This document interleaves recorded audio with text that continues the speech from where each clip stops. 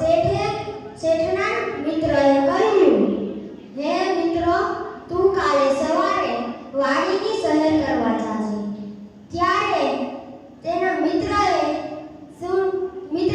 કીધું તે માની લીધું.